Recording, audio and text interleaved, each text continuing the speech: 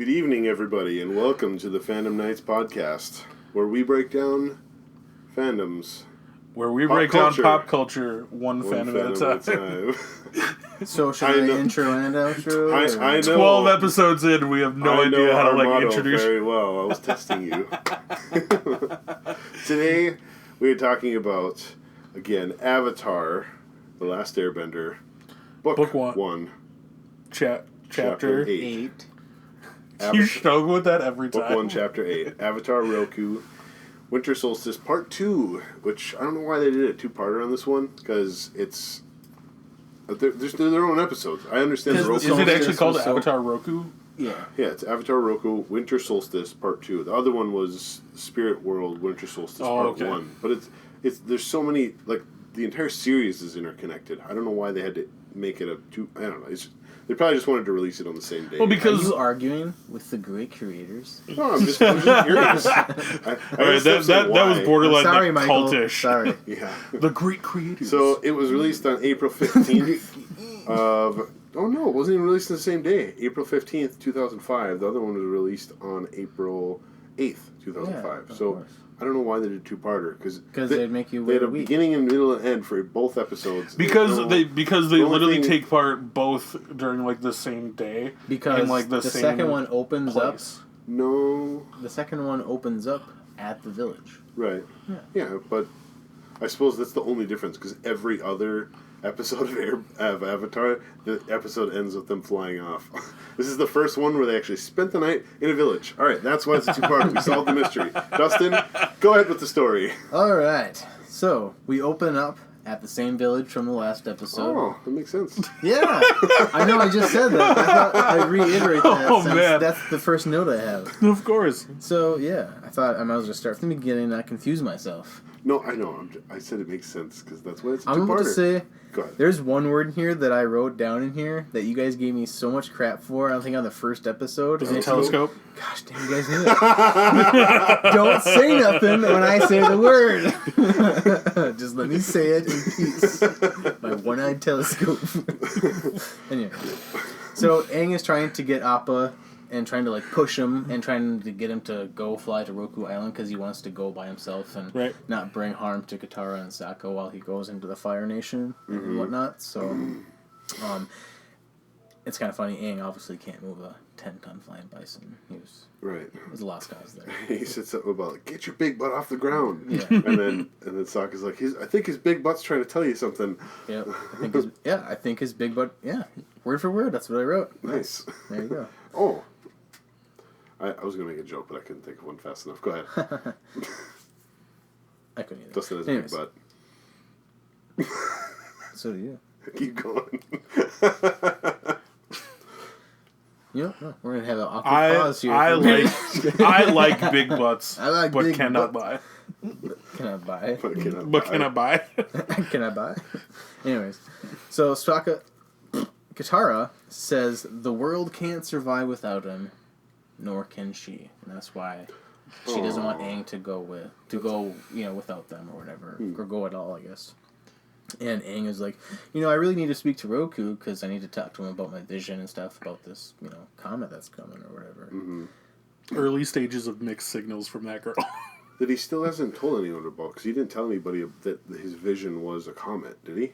Or did he at the end? Because I know we talked about that. And I don't think he told him what the vision was. Not at the end of the last one. I don't think he does in this one either. He does. No. He does. He does. Yeah, you're right.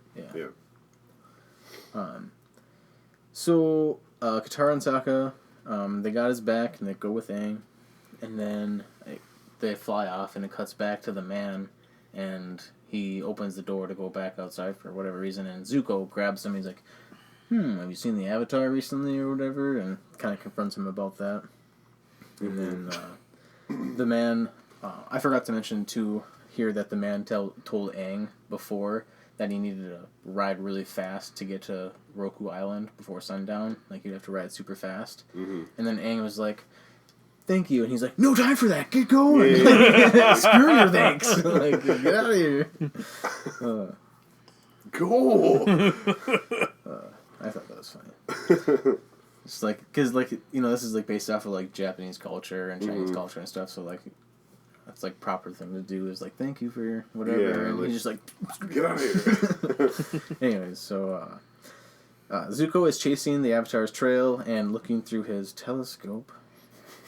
One-eyed telescope. One-eyed telescope.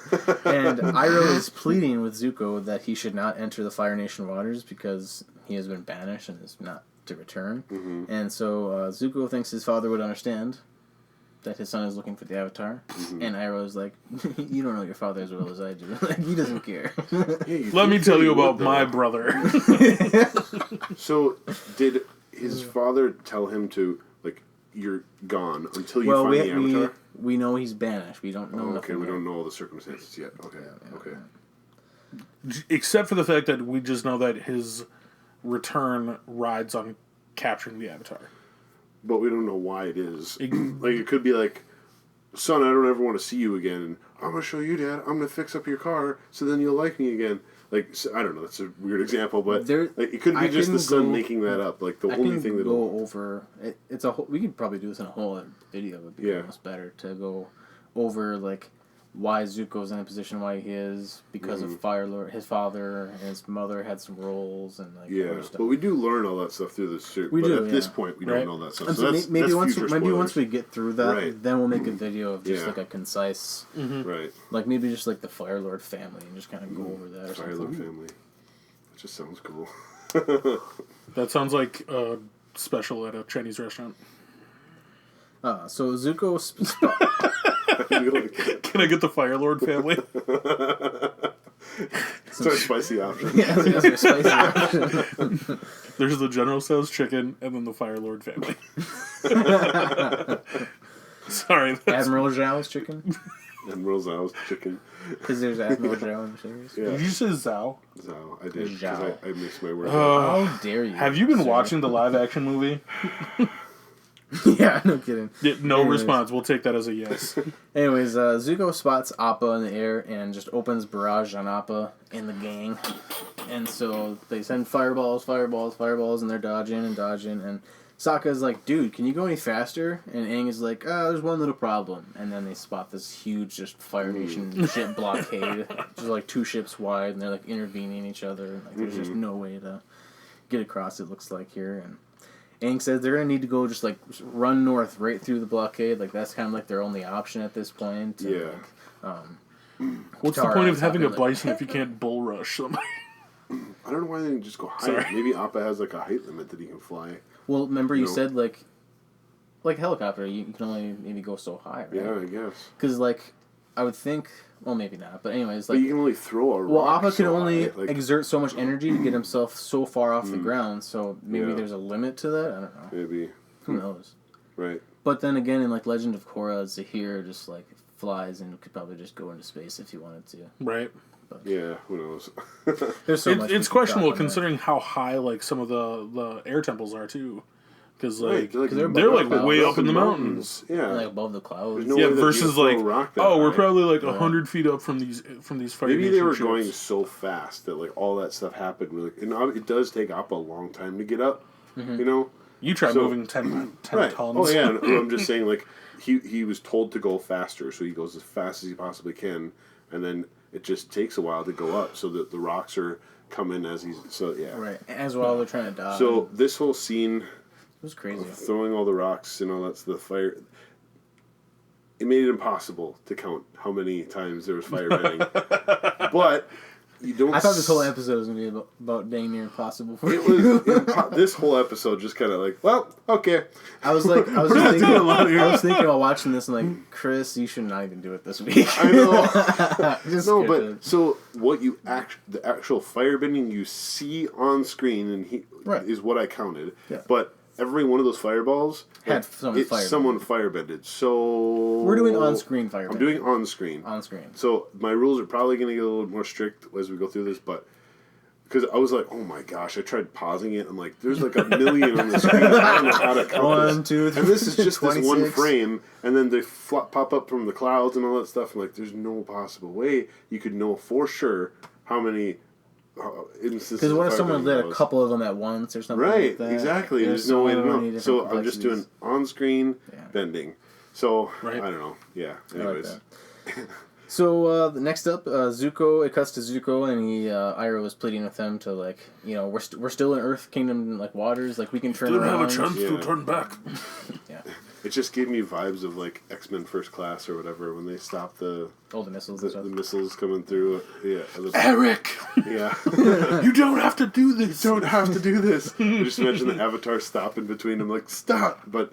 He's the one that threw it. Yeah, anyways.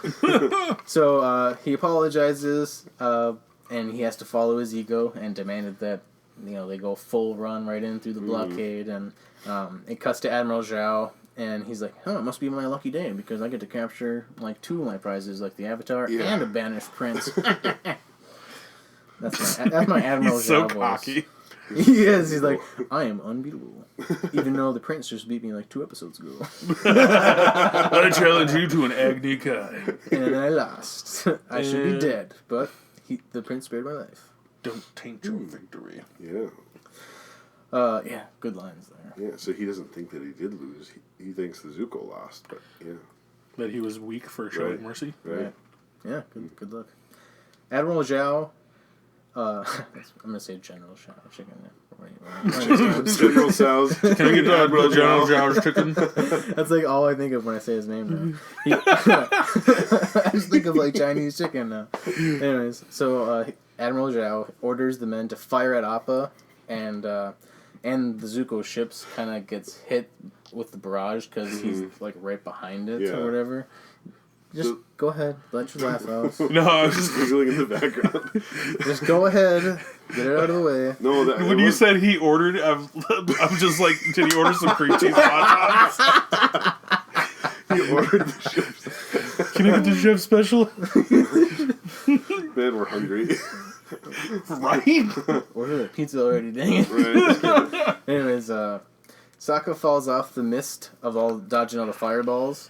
And Aang is like, Sokka! Just like, whoop, swerve, goes down and picks him up. That was super cool. Like, he time crunch and all this stuff, but he sees his friend fall. You're obviously not going to let him just die. But, it was just really cool. Just a nice swoop of action, yeah.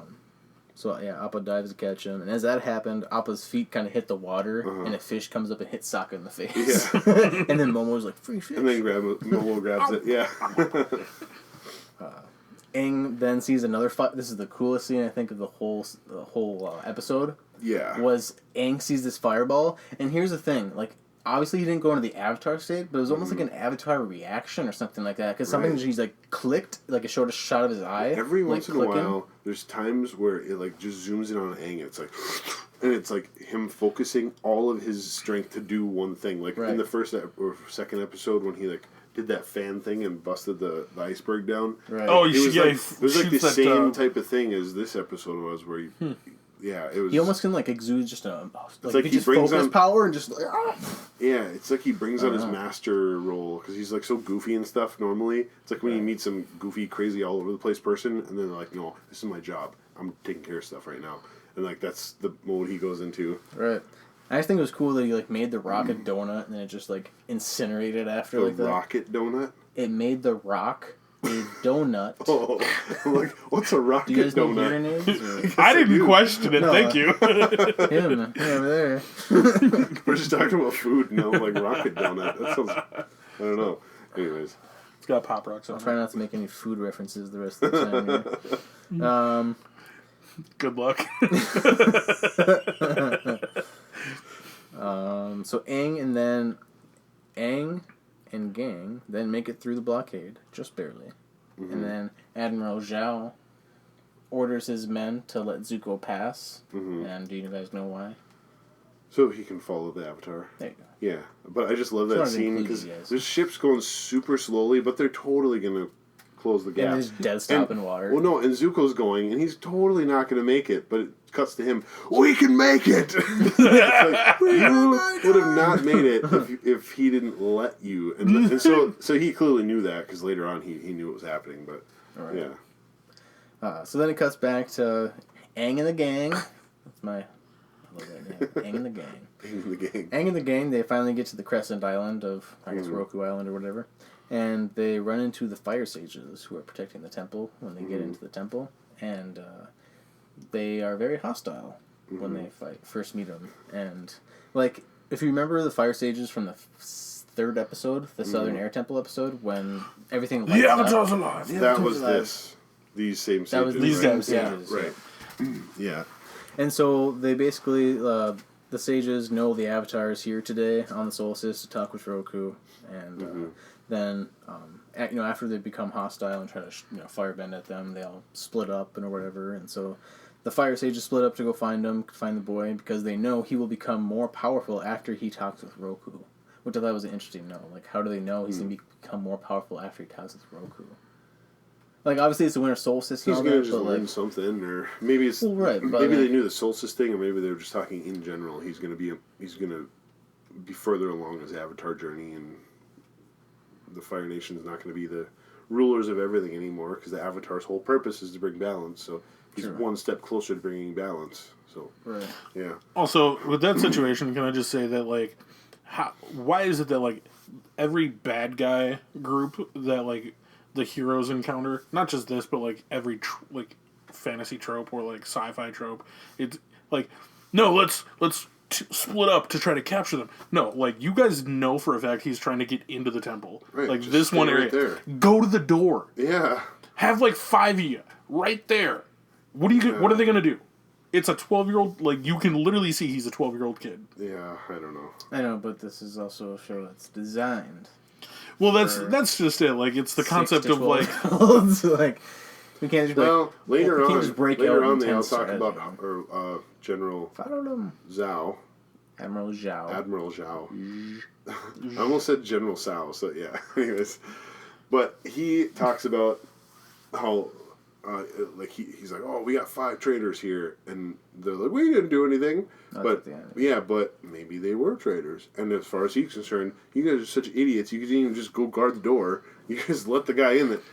But I'm saying, like, that happens in every, like... They're either completely incompetent, which they need to face discipline, I guess, according to Fire Nation rules. Right. Or they actually are traitors, but they just didn't want to say anything. Like, oh, let's split up. By your guys' like, problem with that or whatever, or by, your guys' problem with them not going straight to the door, then that makes sense. But if we're going straight with the story, then it just seems that, like, whenever, like, common sense dictates that, like, oh, like, we should group up and protect the one thing.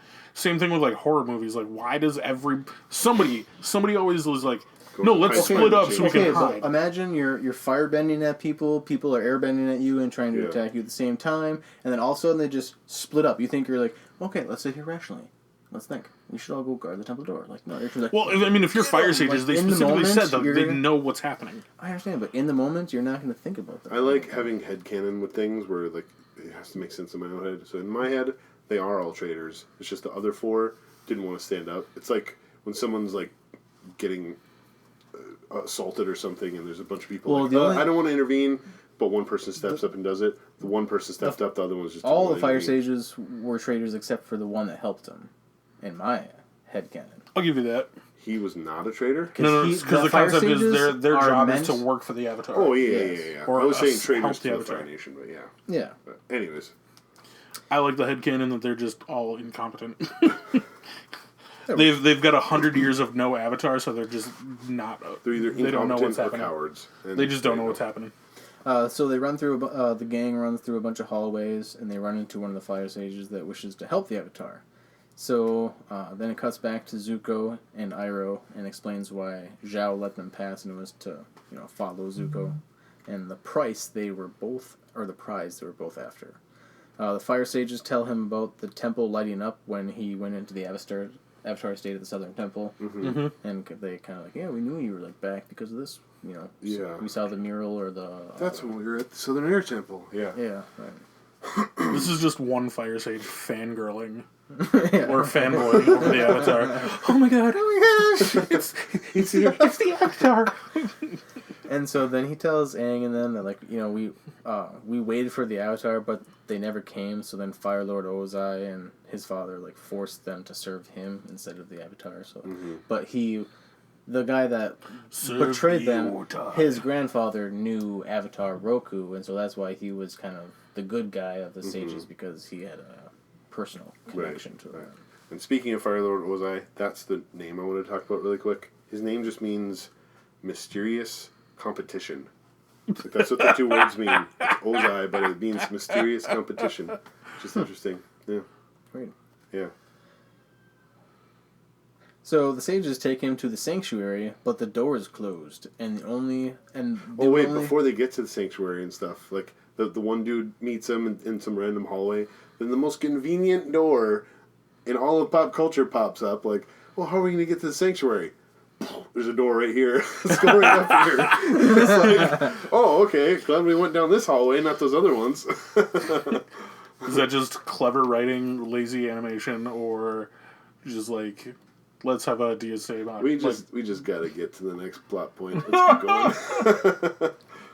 I don't share in their hate for the show at all. I'm not hating on it. I'm curious. Like, I want to... Again, my headcanon, the other four are completely cowards or incompetent. This one, he's like dedicated, and he's like, I'm going to chase them to this hallway, and like this. So there's a reason why. The Avatar is this guy's obsession. Yeah. Like that Fire Sage, the Avatar, like his obsession in life is just like, I hope to meet the Avatar one day. And like he completes his life goal right there. Yep. Like, done. I can die. I know the secrets of this temple. So, like I was saying, the Legends sages of the Hidden Temple. No, I'm joking. So the sages take them to the sanctuary, but the door is closed, and the sage says that only a fully able avatar could open it alone, or else it takes 5 firebenders to open it. And Sokka thinks of a little plan, and it shows a little light ding. Yeah, I love that so much. Ding! I have an idea. So he decides to try to make these explosives that would imitate, firebending or whatever, but it doesn't work. Right. But I love that it doesn't work. Right. It's just like most shows and most things would be like, oh, cool, he came up with this clever concept, and it got him in. Boom. But this one was like, oh, it still didn't work. I just love how... Was this supposed to open? Yeah, right. So then it cuts to Zuko, and he decides to use the lifeboat that's like aboard his ship to like try to divert, because obviously Zhao is following them or whatever, and they put out a huge smoke trail behind them so they can't see. So then Zuko cuts off on his own ship. Later we'll find out that didn't really do much. Yeah. But yeah, so that's pretty much what happens there. And then Aang, after the bombs don't really quite work out, it cuts back there, and Aang is just trying to airbend at the door, like, open! Why won't you open? This worked at my other temple! So then Katara has this really good idea that, it looks like it worked. So if we just hide, they'll think that we're actually in there, or he's in there, or whatever. Right. So they all hide behind the pillars or whatever, and they finally, sages come in or whatever, and Momo gets in there. So somehow there's another entrance. I mean, it's probably small. No, he crawled through the tubes of the... Oh, is that how he got in there? Oh, okay. I didn't see that. Because that's like when the fire sages open the door, they're like, oh, he must have crawled through the thing. I mean, he might have could have crawled underneath. I guess I didn't really pay attention. Yeah. He went into something on the door, and then it cut off. So I imagine that's probably how he got in. So the sages open the door, and then everyone like blocks the sages' attacks for Aang to rush in. But then Katara's like, Aang, like, why aren't you coming? All of a sudden, Zuko's just got Aang by his grips or whatever, and he's just like, he's going with me. Yeah, I know. I love that it just gets more and more and more hopeless. You're like, oh, their plan didn't work. Oh no, these guys are here. Oh no, Zuko's here. And it's like, and then Aang just out of nowhere just dodges everybody, and this whole time he like dodges everybody and jumps into the sanctuary. I couldn't really count any actual airbending. He just is so quick. I mean, maybe, but he jumped up and he did all this stuff, and it just, I started watching Korra, and it reminded me of one of the training scenes where she's like going through all the little spinny things. Oh yeah. And it's just, you gotta be the leaf on the leaf. Right, you don't use airbending to do that, but you have to just get into that mindset of just doing it, and it just reminded me so much of Aang jumping through and doing all this stuff. Like, I don't know, it was just really cool. You'll finally get to understand some of our references. I'm starting to understand. So basically, like you said, Aang breaks free and runs into the sanctuary with like no time to spare. Like as soon as the door shuts, boom, lights on Roku's head, and like it begins. But it cuts back to on the outside of the door, and Zhao shows up and is like trying to get in the door, but they can't open the door because it can't be opened during the solstice, I think. Well, they say, Roku must not want us in, but I think it's because it's the solstice, it's not going to open during that time, I would think. At least while it's on the statue. I would think that maybe that's the time when the door can't be opened. Maybe. Because remember, they're like, the door's about to open, and then like the light stopped off of the statue. So I think that's probably what it is. That's my theory. Theory. So, Aang pleads for Roku to talk to him, and then like I don't think he kind of enters the spirit world in a sense because he becomes like Roku in the spirit world. Yeah. He kind of does like go into the spirit world while he's in there once the smoke comes in or whatever. That's like when he becomes. I didn't even count that as a spirit world thing, but that's he's talking to a spirit. That's totally what it is. Right. Well, because he gets like a spiritual like vision from Roku at that point, doesn't he? Or is that the? I mean, yeah. He's talking to a spirit. But he's talking to a spirit. And then he gets a vision, or I don't think he gets a vision, but he just gets that fireball, just flashbacks back and forth. Right. See, because that's just it though. Because I mean, there's plenty of experiences throughout the entire series where like you have spirits enter the mortal world, versus like because he doesn't have to leave the or go into the spirit world to communicate with people. Because like he talks, I mean, so maybe future episodes like he talks to Roku multiple times by just meditating. But he kind of goes into. But that's how you go to the spirit world. Right. Yeah, but I mean, like I mean, towards the end of the series, like when he like talks to like a bunch of different, like he's literally just sitting on a lion turtle in the mortal world. But like the spirits come to him to like talk to him.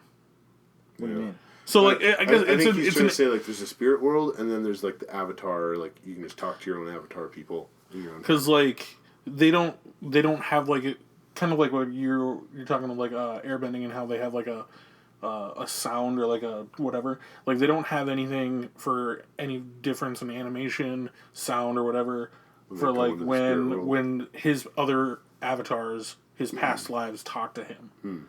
It's just they like pop out and they're just like, oh hey, how's it going? This one did though. This one it was a completely different surroundings. The whole background was all different. It changed. Like this one did. Okay. Yeah. Like he was in a different world. He wasn't still in that same room. Okay. So it was definitely, I don't know, but yeah. I would say anything that just mentions the spirits in this show, I would say it would be a spirit world thing. Cause, if you're connecting with a spirit. Because obviously he can meditate and go into it, and that would be one way, but like when he interacts with it, it's usually he's always in the spirit world, as far as I can remember. Yeah. So then because the last episode he just dealt with the spirit and he was in the physical world. Right. But he's the avatar, so he's the only one who can see it, though. Yeah. Oh, could he not... What do we name that spirit? It was... Oh yeah, we didn't Richard or something. Yeah, we named it Richard. Richard? Yeah, the spirit's name was Richard. So it's Hali. I know. We named it Richard. So his no one else could see. They just saw buildings getting destroyed. No one else could see that. I think I want to say that. Because remember, Iroh was the only one that could see the dragon spirit. So good point. I wonder. all the villagers know that it was an actual spirit, but Aang was the only one who could tell what the spirit was. But he could only see. Well, right. It. They know it's a spirit, but in their eyes, they're just seeing a building start busting apart. I don't think the humans can actually see it. We'll have to watch out. Because Iroh's the only other human that we know of in this show that can actually see spirits right now, or it's the Avatar. Yeah, I don't know because they're two separate worlds right now. They're not interconnected until Korra. You know what I mean? But like, I think people could see Heibai as like an actual spirit. Richard. I don't. Sorry, I don't Richard. Because what's any different than? But like nobody knew what they just thought it was like some vengeful spirit, not like. Well, yeah, because it was destroying and taking people. Yeah. But so like they don't know what it looks like, but people were just vanishing at the night, or buildings were being destroyed. If that were the case, why would they have like a completely different like version of it? Because like when it like gets docile towards the end, it turns into a panda. Yeah.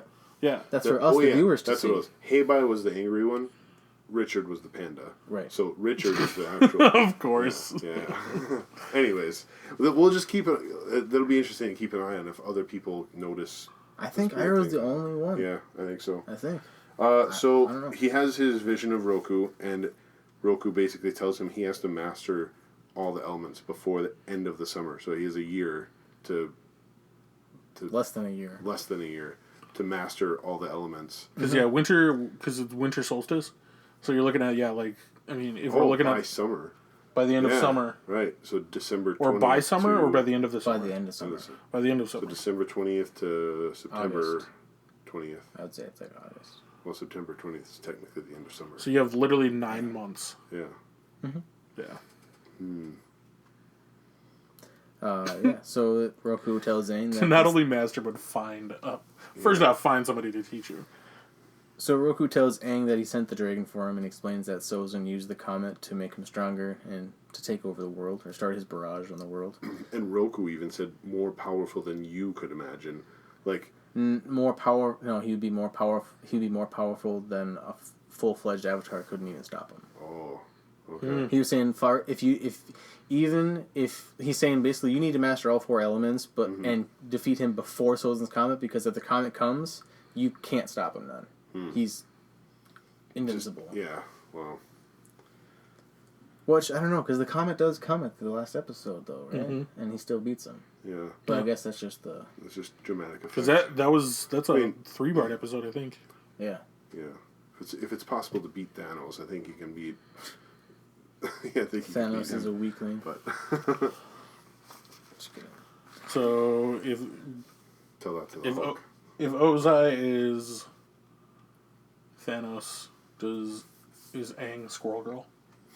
What? Who's Squirrel Girl? Are you serious? I've heard of it, but Squirrel? is that Oh in my Marvel? god! Yeah, it's So we'll what talk is- about that in another separate Yeah. video. So Roku says it takes years to master all the bending, but if Aang is to defeat Ozai, then he needs to master them before summer's end. So then it cuts to Zhao, and he is ready for the Avatar to come out of the doors or whatever. And Roku's like, there's danger coming. Like, I can help you escape the temple or whatever. And so then Roku just comes in the spirit. This was such a cool. Sorry, I'm just picturing your order's ready. I Okay. can't get that Chinese metaphor out of my head.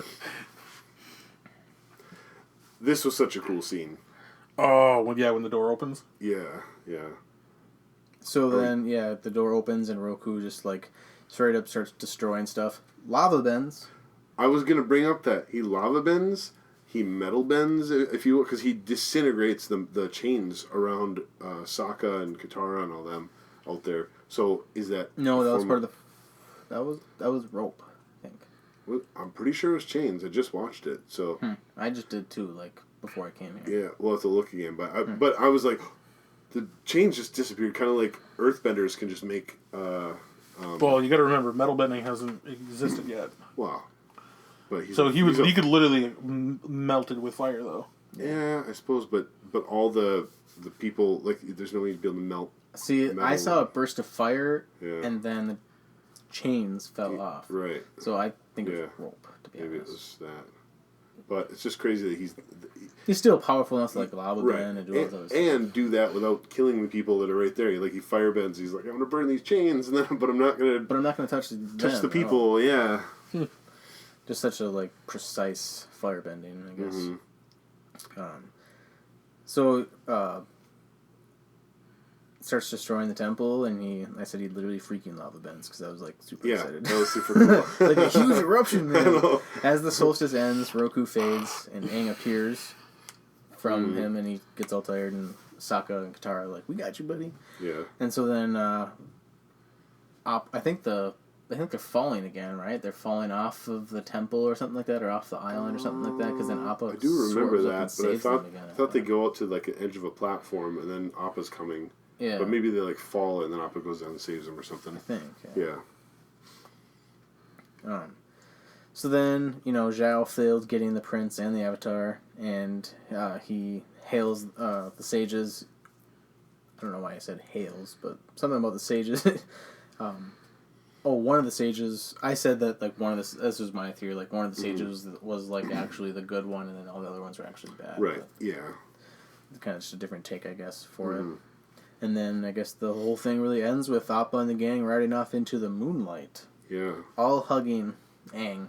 And I like that they don't really talk. It's just them like Riding off. Yeah, and Aang's like facing one way, and then the whole group kind of like surrounds him. Right. And so you can definitely tell that they're like Comforting him. Yeah, Right. they're like just talking, maybe not talking about it, but they are just coming to an understanding of what happened, and so the temple just gets destroyed, like, completely destroyed. Because the last shot is it like tilting. It doesn't show it like completely dead, but it's like wow, they Roku off the temple. Like okay, Yeah.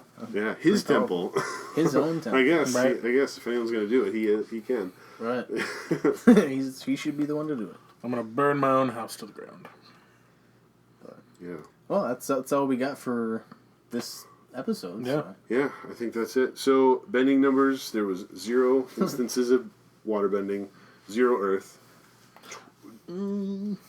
Well, lava bending is kind of in the middle there, but That's earthbending. It's earthbending.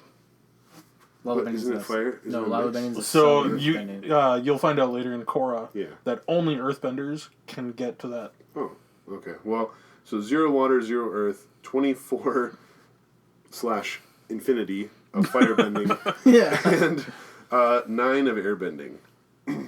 So It seemed a little low, actually. it seems low, but again, like usually when Aang airbends, there's some visual thing or a sound, and all of his like flipping and stuff over people and all that. Like people can physically do that in real life, and he. Really?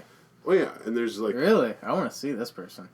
there was just a video the other I day. don't think someone's that agile. There was just a video the other day of a dude jumping over. I think it was like 8 feet high bar. And he was just like off of one dude's head, off another dude's No, head. but off another he dude's head. Donnie Yen can he like probably jumped do stuff and then he like that. jumped over a higher one, then a higher one, and then he just over this 8-foot bar, and it's like holy moly, like just one after the other. So I'm just Oh, I saw that video. Yeah, I feel Yeah. like Donnie Yen could probably I'm do just something saying like like it's cartoony and all that stuff, and it's hard Shrewd. to. But anyways, Sharut. that. From Rogue One. Yeah. yeah, he went into the Avatar. Because he does like all the movies for like Ip Man. Yeah. Yeah, I know. He could easily do that. No. Flip over somebody. No. 100%. I'm just trying to start. I know you are. So yeah, the firebending, just that's on-screen firebending. All those fireballs, technically, someone probably had to firebend to do that. But Nope, just take it one down dude to with a torch. yeah, there's a couple with torches. So yeah, and then Avatar State he went into once. Like this is one of the coolest. This is the coolest Avatar State that I've seen so far in these episodes, I think. Yeah. And then Spirit World, I guess, once, which yeah, it was good. Yeah, I like it. Right?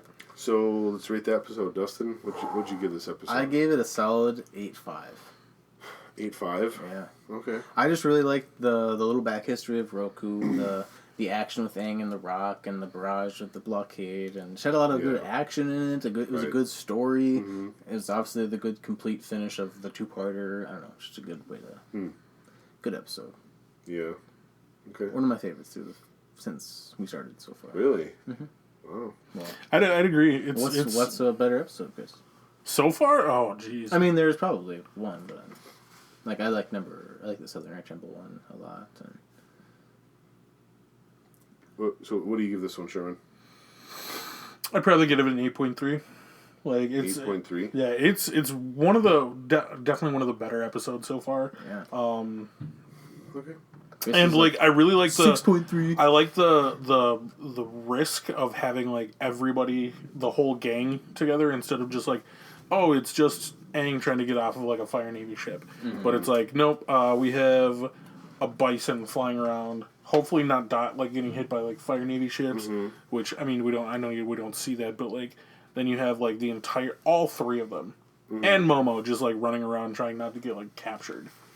Yeah. But the quips, the It was good. So I'm gonna give it a lot less, but just because it did have a it's obviously a story, but it's like So what's your inaccurate rating? I'm gonna say like 7.5. What What? the heck? The action was awesome. That's the only reason why I rate it so high. Like, Dude, you should the not backstory was good, critic. but it wasn't like Everybody's entitled to their own opinion. had nothing. He had the one thing to do where he just like, oh, I have this idea for a bomb. Like, oh, okay, you've invented explosives just out of nowhere.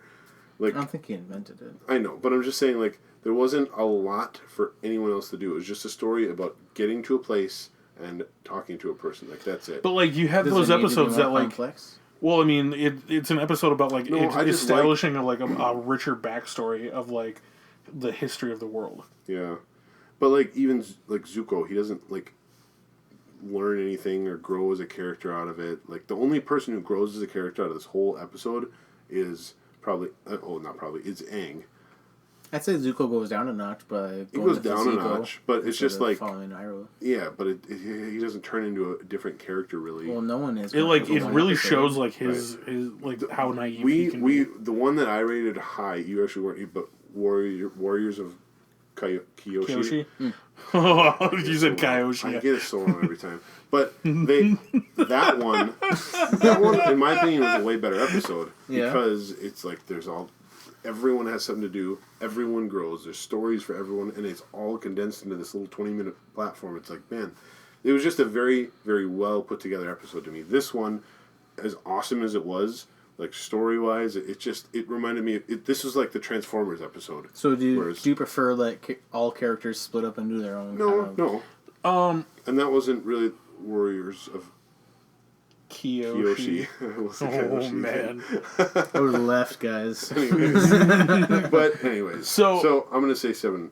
Also, like, It just drags the average down. I don't think, like, because when they use the explosives, that's leftover stuff that they had from the Freedom Fighters, right? It's not. He didn't just invent explosives. Yeah, that's the stuff they had on them. Yeah. But I'm saying, like, he just had a thing to do. Like, he didn't turn... Like, the plans were just smart. Like, like, he saw the sus on it, and like, oh, it looks like we firebend it. Like, that's just a smart plan. Like, Did you say sus? What is it? Soot? Yeah. Soot, sorry. Sus. I'm like, have you been playing Among Us? Yeah, I've been playing way too much Among Us. Sus. You should play that after, by the way, guys. Alright, so that Join brings it to 8 or 7.9. What did it? What? 7.9. It would have been over an 8, but Chris had to really drag us down there. Yeah, I gotta be that guy. Well, that's it for this episode of Fandom Nights. I guess. Join us. I mean, do you have anything else? Like, join us next time, and remember, what's something they said in this? We can make it. Okay, another awkward ending. Let's go. Do it. trying to think, because like Iroh doesn't really have anything like super wise in this one. He doesn't. Except like, no. You still have a chance to turn back, which is a terrible send off. Because like, you still have a chance to turn back. All right, let's do that. You don't have to. And remember, you still have a chance to turn back.